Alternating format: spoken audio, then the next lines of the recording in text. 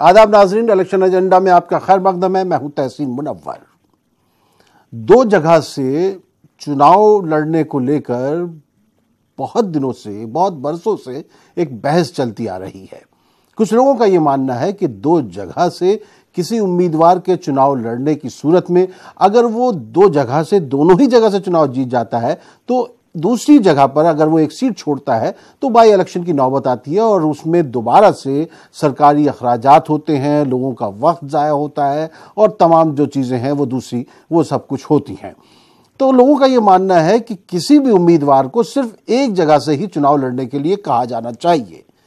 इस पर एक पीआईएल भी सुप्रीम कोर्ट में दाखिल की गई है और इलेक्शन कमीशन ने भी इस सिलसिले में कहा था कि जो रिप्रेजेंटेशन ऑफ पीपल्स एक्ट है 1951 का, उसमें की जो शक है 33(7) उसमें तब्दीली करके जो उम्मीदवारों को दो जगह से चुनाव लड़ने पर रोक लगनी चाहिए।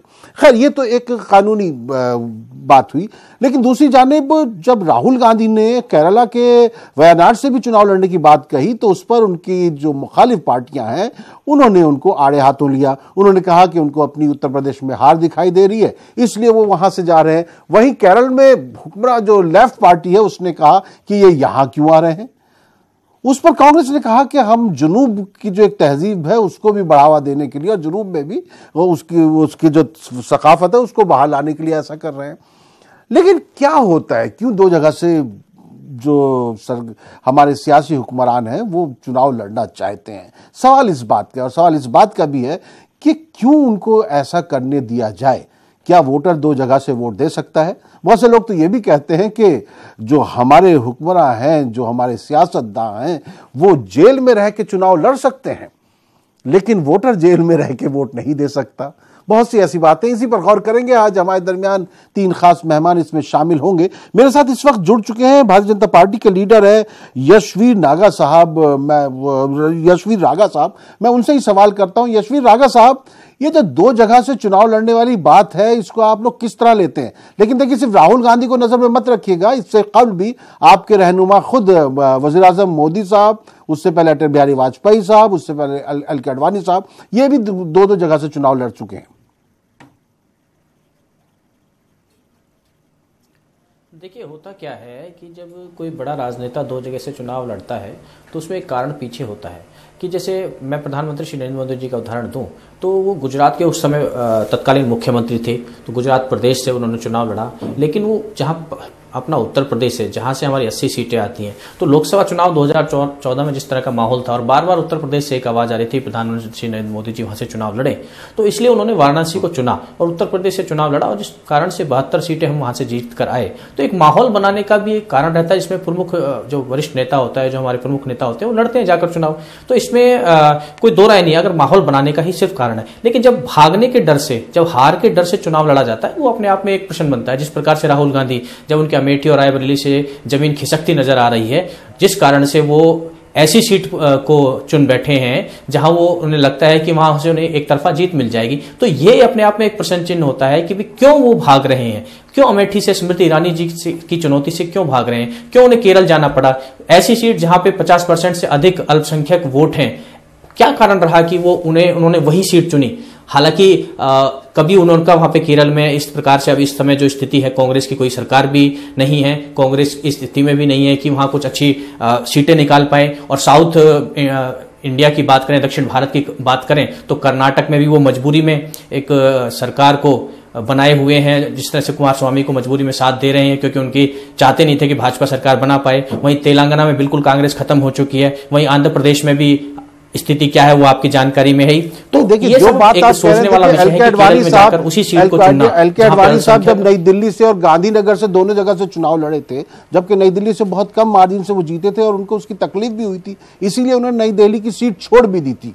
तो ये मेरा, देखिए, मैं इसको बहुत ही वसी पस मंजर में देखना चाहता हूं, बहुत लाजर उसमें जाना चाहता हूं कि क्यों, क्या सिर्फ हार वजह नजर आती है या इसके पीछे कुछ सियासी मकासद भी होते हैं? आप कहते हैं कि जो आपकी पार्टी का नेता अगर खड़ा होगा तो उसके सामने तो कोई बहुत बड़ा सियासी मकसद है, लेकिन अगर अपोजिशन का रहनुमा खड़ा होगा तो फिर उसको हार का डर सता रहा है। देखिए, मैं ये नहीं कहा कि हमारी पार्टी का लीडर खड़ा होगा तभी सियासी मकसद है।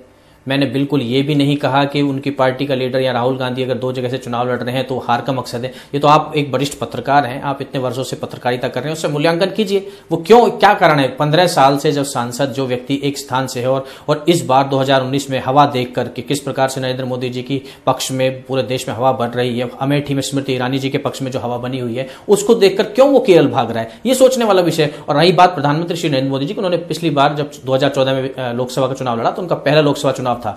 दूसरा, उनका गुजरात के तत्कालीन मुख्यमंत्री थे, उनका वहां से एक अपने आप में इमोशनल टच था, उस नाते से वहां से लड़े। और यूपी से चुनाव लड़ना, यूपी से डिमांड आई थी, यूपी से मांग उठ रही थी, उनको फायदा भी हुआ उत्तर प्रदेश से चुनाव लड़ने की वजह से। हमारे साथ कांग्रेस से महाराष्ट्र के सेक्रेटरी अल नासिर जकरिया साहब भी जुड़ गए हैं और हमारे दरमियान सियासी तज्जिया निगार डॉक्टर अमित सिंह भी मौजूद है। मैं अल नासिर जकरिया साहब, अभी आप ताखीर से जुड़े, लेकिन आपसे पहले मेरी इनसे यशवीर जी से बात हो रही थी, भारतीय जनता पार्टी के तर्जुमान से, तो ये कह रहे थे कि डर सता रहा है, इसलिए जो है वायनाड की तरफ का रुख किया गया है।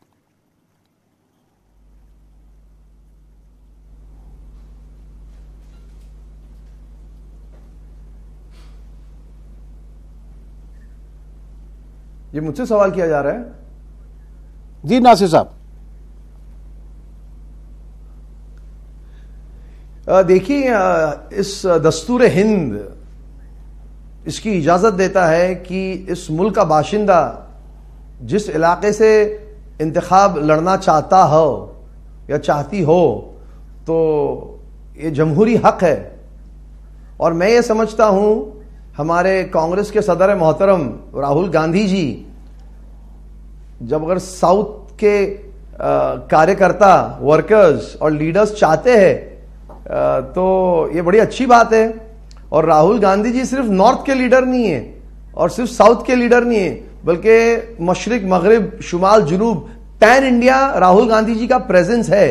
तो ये अच्छी बात है और हम उम्मीद रखते हैं कि अगर उन्होंने ये फैसला किया, कल सीईसी की मीटिंग भी है और इसमें अगर तय होता है तो हम समझते हैं राहुल गांधी जी का साउथ में जाने से बहुत सारे स्टेट्स पर उसका असर पड़ेगा, खासतौर से जो बॉर्डरिंग स्टेट्स है, केरला, तमिलनाडु, कर्नाटका। और हमें बहुत उम्मीद है कि न सिर्फ साउथ ही बल्कि आने वाले इंतखाब में इंशाल्लाह सुम्मा इंशाल्लाह Congress party will emerge as the single largest majority और राहुल गांधी जी आने वाले मुस्तकबिल में इस मुल्क के वजीर आजम रहेंगे और इंशाल्लाह सुम्मा इंशाल्लाह आपने पार्टी की तशहीर शुरू कर दी।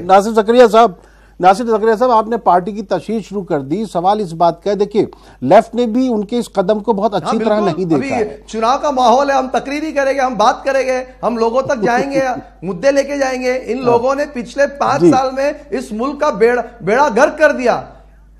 ये लहर नहीं है, ये मोदी की कहर है जो नुकसान दे रही है। और हमें उम्मीद है कि आम जनता, अवाम इस मर्तबा कांग्रेस को मेजॉरिटी देंगी।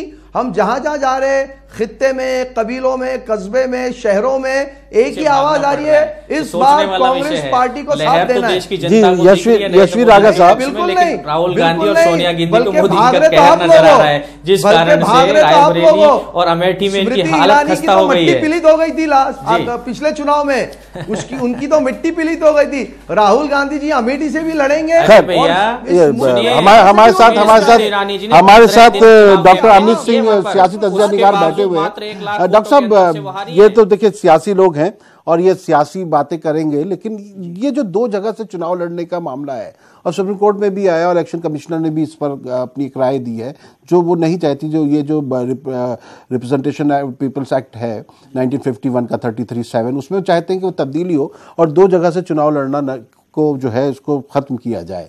क्या समझा जाता है अगर दोनों जगह से जीत जाता है शख्स, तो फिर उसमें मुश्किल ये होती है कि वो एक जगह से जब छोड़ता है तो खर्च भी बढ़ता है, दोबारा से चुनाव होते हैं, सब कुछ होता है। तो क्या ये होना चाहिए कि नहीं होना चाहिए? क्योंकि देखिए हो सकता है वज़ीर आज़म नरेंद्र मोदी भी गुजरात की किसी एक और सीट से लड़े, ऐसा सुना जा रहा है, सुगबुगाहट है। जी देखिए, मेरा भी मानना है कि किसी भी सियासी नेता को 2 जगह से चुनाव लड़ने पर रोक होनी चाहिए, क्योंकि जिनकी, जैसे अभी जो मैं सुन रहा था कि काफ़ी नेता हैं जिनकी पैन इंडिया प्रेजेंस है, तो उनको फिर डर किस बात का है? क्योंकि कहीं ना कहीं वो सेफ खेलना चाहते हैं, इसलिए 2 सीट पे लड़ना चाहते हैं। लेकिन आज के समय में चुनाव कराना बहुत ज़्यादा मुश्किल है, उसमें पूरा महकमा लगता है, पैसा खर्च होता है। तो मुझे लगता है एक और इलेक्टोरल रिफॉर्म्स की ज़रूरत है जिसमें 2 जगह से चुनाव लड़ने पर रोक लगनी चाहिए, और उसके साथ ही कई और ऐसी चीज़ें हैं जिसको अब इलेक्टोरल रिफॉर्म्स में लगाना चाहिए ताकि राजनीति में या पॉलिटिक्स में सीरियसनेस ज़्यादा बढ़े। क्योंकि परेशानी होती है कि समय भी जायर होता है, और अगर समय जायर होगा, क्योंकि कई बार जब पिछली बार नरेंद्र मोदी जी भी 2 जगह से लड़े तो उन्होंने वडोदरा की सीट छोड़ी, तो उसके बाद दोबारा से वहाँ चुनाव होना, नया कैंडिडेट आना, तो वो थोड़ा मुझे लगता है कि राजनीतिक पार्टियों को सोचना चाहिए, स्पेशली जो सीनियर नेता होते हैं वही 2 जगह से लड़ते हैं। और अगर 2 जगह से लड़ रहे हैं तो कहीं ना कहीं आपको अपनी कैपेबिलिटी पे डाउट है। और जो अभी राहुल गांधी जी की बात हो रही थी, तो थोड़ा सा फिलहाल ऐसा नजर आता है कि इससे पहले वो 2 जगह से लड़े नहीं, तो क्वेश्चन तो उठेंगे। लेकिन मुझे लगता है एक और इलेक्टोरल रिफॉर्म्स की जरूरत है जिसमें 2 जगह से चुनाव लड़ने पर रोक लगनी ही चाहिए। इसमें 2 चीजें हैं। अल नासिर ज़करिया साहब, पेटिशन में एक ये बात ये कही गई कि अगर 2 जगह से चुनाव लड़ने की इजाजत दी जाती है तो उसमें जो खर्चा है, दोबारा जो चुनाव हो उसमें जो है वो खर्च जो है वो कैंडिडेट उठाए। उसमें असेंबली के लिए उन्होंने 5 लाख और शायद लोकसभा के लिए 10 लाख का है, जबकि खर्च जो है सरकारी इससे कहीं ज्यादा हो जाता है। देखिए ये हम किसी पॉलिटिकल पार्टी के पॉइंट ऑफ व्यू से बात नहीं कर रहे हैं, एक डेमोक्रेटिक प्रिंसिपल्स की भी बात है, जमहूरियत की बका के लिए जिसने आपको वोट दिया इस उम्मीद में, और आप अगर वो सीट छोड़ देते हैं तो कहीं ना कहीं वोटर के साथ भी ये एक तरह का वो अपने तौर पर महसूस करता है कि मुझे जो है धोखा दिया गया है। इसको किस तरह लेंगे आप? देखिए, बहुत अच्छी बात यहाँ पर आई है जिसे उन्होंने कहा कि इलेक्टोरल रिफॉर्म्स, बिल्कुल इलेक्टोरल रिफॉर्म्स की जरूरत है इस मुल्क में। लेकिन सबसे पहले इलेक्टोरल रिफॉर्म्स और जो हमारा इलेक्शन कोड ऑफ कंडक्ट है, इलेक्शन कमीशन ऑफ इंडिया की जो एजेंसी है, इसमें जो कम्युनल फोर्सेज है और जो इलीगल और गलत तरीके से मिसयूज करते हैं पार्टी के फंड्स को, तो ये सब ग्रे एरियाज है। जहां तक 2 कॉन्स्टिट्यूंसी से चुनाव लड़ने की हम जब बात कर रहे हैं, जो डिबेट का मुद्दा है, मैं समझता हूं चूंकि आईन, इस मुल्क की आईन उसकी इजाजत देता है, उससे हमें इलेक्टोरल गेन्स मिलता है। और राहुल गांधी जी जो कार्यकर्ता की जो सोच है, उनकी ये प्यार है, मोहब्बत है, वहां की आवाम चाहती है, तो ये कोई नई बात नहीं। अटल बिहारी वाजपेयी ने 3 जगह से चुनाव लड़ा, मोदी जी ने लड़े, सोनिया गांधी जी ने लड़े, और महाराष्ट्र में भी कई असेंबली कॉन्स्टिट्यूंसीज में कई अलग अलग पार्टी के लोगों ने लड़े, तो उससे खर्चे का मुद्दा है। लेकिन अगर हमें जमहूरियत को मजबूत बनाना है, एक ऐसे लीडर को, एक ऐसे रहनुमा को नुमाइंदगी अगर लोग देना चाहते, तो मैं नहीं समझता हूं इसमें कोई रोक ठोक होना चाहिए, बल्कि ये उनकी शान है, ये उनकी क्या कहते हैं पैन इंडिया प्रेजेंस है कि वो निडर होके, बेबाक होकर, जाबाजी के साथ हिंदुस्तान के कोई भी कॉन्स्टिट्यूंसी को उठाए। हम बीजेपी को चैलेंज करते हैं, इनमें से कौन ऐसा लीडर है बताइए हमें। आज की तारीख में हम अलग ऐलान करते हैं, चुन के तो बताओ साउथ से, क्योंकि साउथ में आज लोगों ने बीजेपी को नकार दिया है। 31% उनको लास्ट टाइम वोटिंग हुई। अगर अभी ये आंकड़ा उल्टा करो तो 13% भी आएगा बीजेपी का, तो बहुत बड़ी बात होगी। तो कांग्रेस की अभी चुनावी रणनीति स्ट्रांग है, मजबूत है, और राहुल गांधी जी की जो टीम है, जो ग्राउंड पर उतरी है, वो उनकी यही चाहत है कि हम एक सिंगल पार्टी की तौर पर उतरे और मुल्क और यशवी रागा साहब, ये अल नासिर ज़करिया साहब तो बता रहे हैं कि एक तरह से चैलेंज कर रहे हैं कि आप भी 2 जगह से अपने लीडर को उतार दीजिए, साउथ से कहीं से उतार सकते हैं तो नहीं। हमारे कांग्रेसी भाइयों की मतलब सोच पे तरस आता है कि वे साउथ के लोग इन्हें बुला रहे हैं। साउथ में देखिए क्या स्थिति है, कभी केरल में इनकी सरकार हुआ करती थी, कभी कर्नाटक में इनकी सरकार हुआ करती थी, साउथ में इनकी वाहवाही थी, हर तरफ कार्यकर्ता, हर तरफ सरकार, हर तरफ इनके सांसद और विधायक। आज स्थिति क्या सवाल का जवाब दीजिए ना, आपके लीडर को उतारिए साउथ में, कर्नाटक साउथ में आपको कौन पूछता है? सुनिए, मैं पूरी बात का जवाब दे रहा हूँ। लीडरशिप लड़ेगी, हमारे नेता, हमारे साउथ में भी हमारे चुनाव लड़ेंगे। अरे भैया, जिस तुष्टीकरण की राजनीति को आपके कांग्रेसी नेता करते आ रहे हैं ना, जिस तुष्टीकरण की राजनीति, अरे भैया जिस तुष्टीकरण की राजनीति को नकार दिया है पूरे देश ने, पूरी नॉर्थ इंडिया से नकार दिया, इसलिए आपको दक्षिण भारत भागना पड़ रहा है। आपको पता है अमेठी से चुनाव लड़ेंगे, हमारे किसी बड़े नेता को अपनी सीट से कोई डर नहीं, क्योंकि उन्होंने विकास कार्य किए हैं। हमारे किसी बड़े नेता जो हमारे लोकसभा चुनाव में जिस सीट पे लड़ते आ रहे हैं, उन्हें किसी को भी डर नहीं है अपनी सीट पे। आप चिंता मत कीजिए, आप केरल में भी हारेंगे और अमेठी भी हारेंगे। केरल के हिंदुओं के साथ जो आपने अपमानजनक हरकतें की हैं, जिस प्रकार से सबरीमाला के मुद्दे पर आपका कोई स्टैंड क्लियर नहीं था, आपने हिंदुओं का अपमान किया, भरे बाजार में आपने गाय काटी, सब देखा है देश के युवाओं ने, सब देखा है देश के लोगों ने। आपको जवाब दिया जाएगा, केरल में भी जवाब दिया जाएगा और अमेठी में भी जवाब दिया। और अमेठी में तो स्मृति ईरानी जी 10 दिन प्रचार करके, 15 दिन प्रचार करके मात्र 1 लाख वोटों से पिछली बार हारी थी।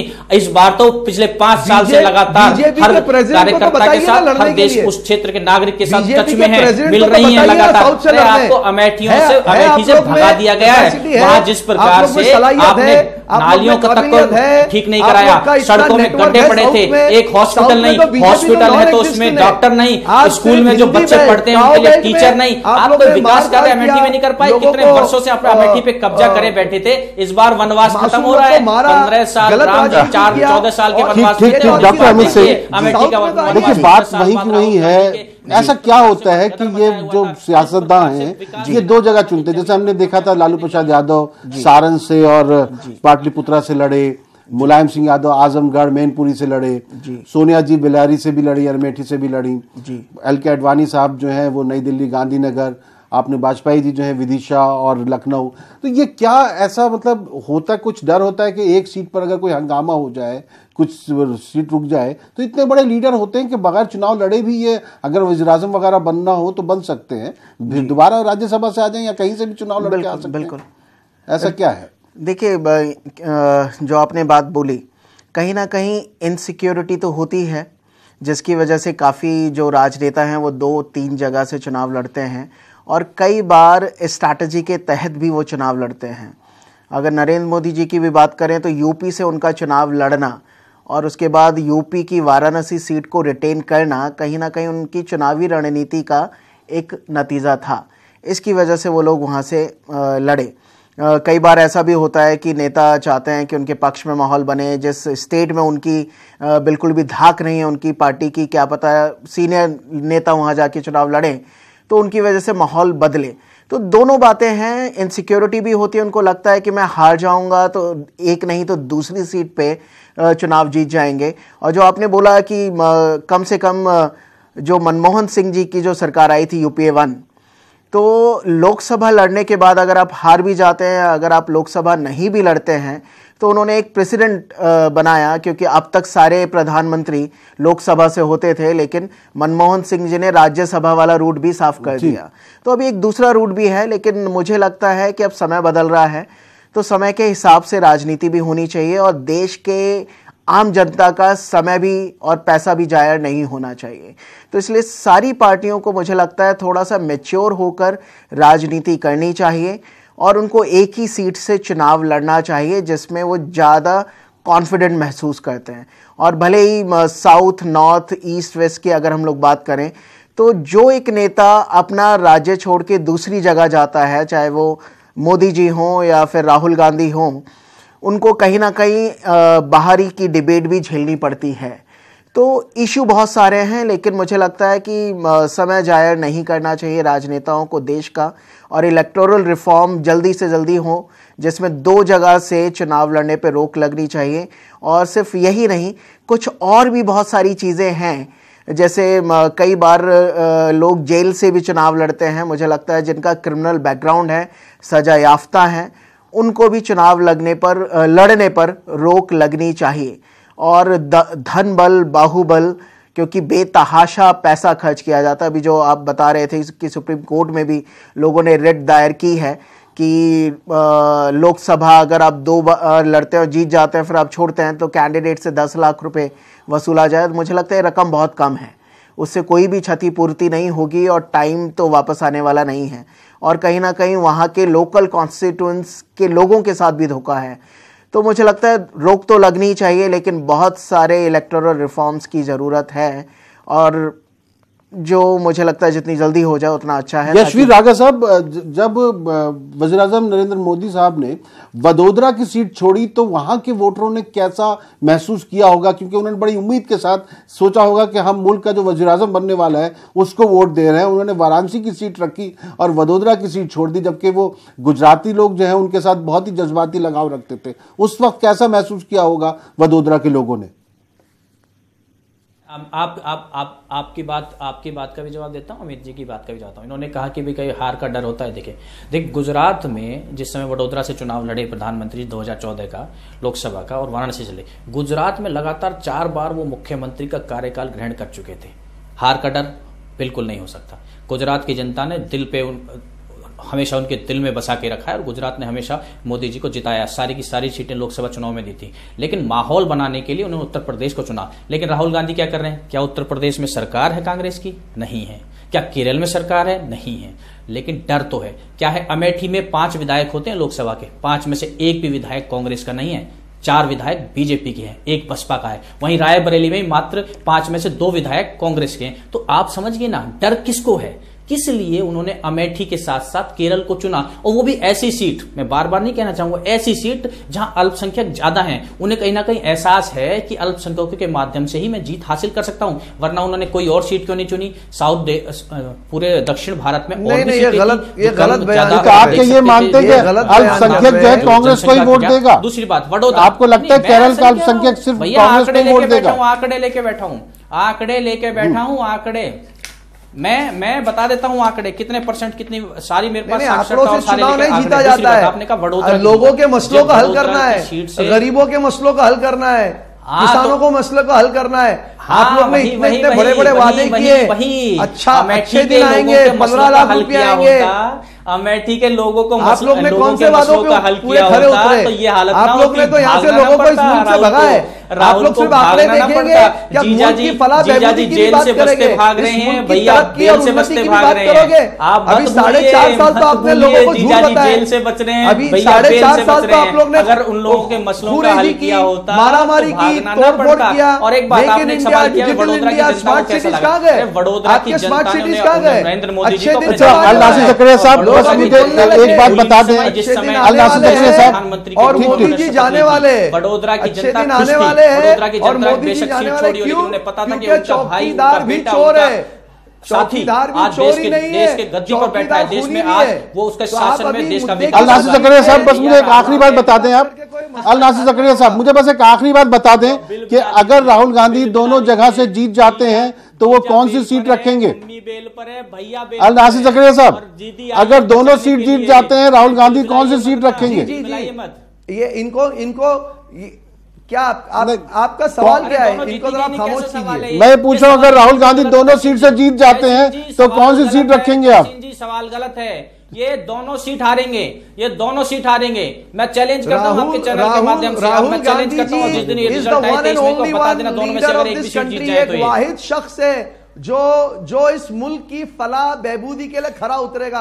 आपने 4.5 साल का रिकॉर्ड तो देखे, इन्होंने इस मुल्क की मट्टी पलीत कर दी है।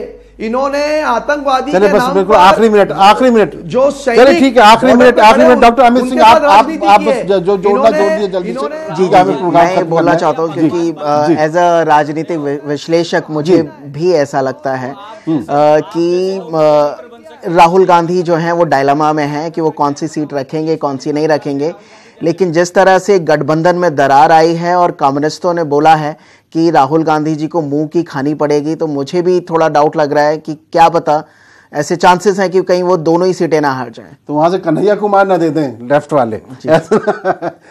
चले, बस आखिर में हमने एक पोल किया था नेता ऐप के जरिए, जिसमें हमने लोगों से मालूम किया था कि अगर कैंडिडेट अपनी सीट छोड़े तो उसके लिए क्या करना चाहिए, दोबारा इलेक्शन करवाना चाहिए या जो सेकंड नंबर पर उम्मीदवार आता है उसको फातिह करार दे देना चाहिए। तो देखिए ये रिजल्ट आया है, दोबारा चुनाव के लिए जो है 71.7% लोगों ने कहा है, और दूसरे नंबर पर जो उम्मीदवार आया है उसको जीता हुआ उसको ऐलान कर देना चाहिए। उस पर सिर्फ 28% लोगों ने कहा है, और इसमें तकरीबन 1.25 लाख से ज़्यादा लोगों ने हिस्सा लिया था। आज के लिए बस इतना ही, इजाज़त दीजिए, आदाब।